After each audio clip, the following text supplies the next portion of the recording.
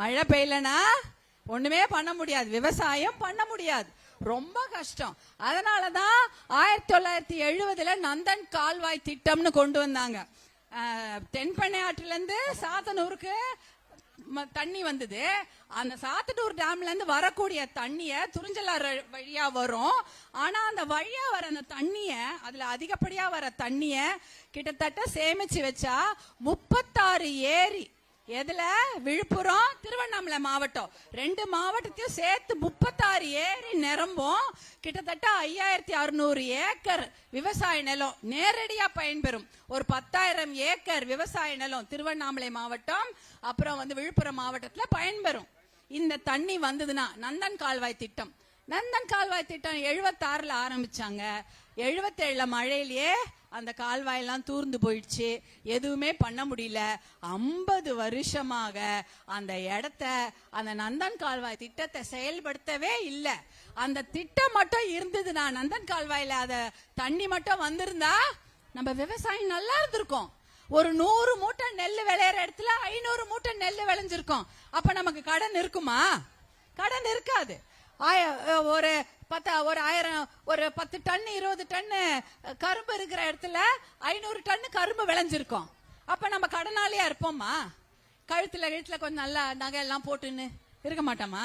நமக்கும் ஆசை தானே. பக்கத்துல தானே காஞ்சிபுரத்துல போய் ஒரு பட்டு புடவை பட்டு சேலை சின்னால பட்டு எல்லாம் இங்க தானே இருக்குது. ஒரு நல்ல பட்டு புடவை வாங்கிப்போம், ஒரு கழுத்துல நல்லா ஒரு தங்க சரடு போட்டிருப்போம். எதுக்கு? ஏன்? நல்ல விவசாயம் இருந்தா அதெல்லாம் நடந்திருக்கும். ஆனா இந்த திட்டத்தை 50 வருஷமா செயல்படுத்தவே இல்லை. அத்தனைக்கும் இந்த மாவட்டம் மிகப்பெரிய ஆளுமைகள் இருக்கக்கூடிய மாவட்டம், அமைச்சர்கள் மாவட்டம். இது அவ்வளவு பேர் அமைச்சரா இருந்திருக்காங்க. 50 வருஷமா 1977 முடிஞ்சு போன அந்த திட்டத்தை இது வரைக்கும் கொண்டு வரல. 50 வருஷமா அந்த திட்டத்தை செயல்படுத்தவே இல்லை.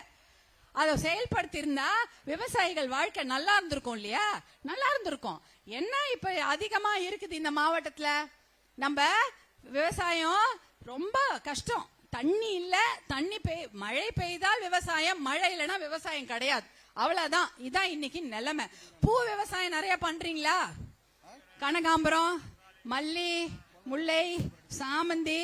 சரி, கனகாம்பரம் எல்லாம் காலையிலேயே பறிச்சு கொடுத்துட்டு ஸ்கூலுக்கு போற எத்தனையோ பெண்களை நான் பார்த்திருக்கேன். குழந்தைங்கள பண்ணிருக்கீங்களா? எல்லாருமே காலையில வீட்டுல போவாங்க, கனகாம்பரம் பறிச்சுட்டு அப்புறம் தான் பள்ளிக்கூடத்துக்கு பை மாட்டிட்டு போவாங்க அந்த பொண்ணுங்க.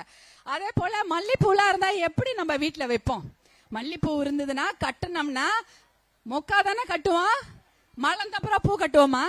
இல்ல, மொக்கா கட்டி அத ஈர துணியில சுத்தி வச்சு அப்புறம் அப்படியே கொஞ்ச நாள் கழிச்சு சாயங்காலமா நம்ம கல்யாணத்துக்கு போறோமோ, கோயிலுக்கு போறோமோ, இல்ல நிகழ்ச்சிக்கு போனா பிரிச்சா அப்படியே குப்புன்னு மலர்ந்துருக்கும், வாசனையா இருக்கும், தலையில வச்சுன்னு போவோம். அப்படிதானே? இல்லனா ஒரு கவர்ல போட்டு பிளாஸ்டிக் டப்பால போட்டு வைப்போம். இல்லனா சில்வர் டிஃபன் பாக்ஸ், அதுல பூவை வச்சிருப்போம். அது அப்படியே மலர்ந்துருக்கும், வச்சுன்னு போவோம்.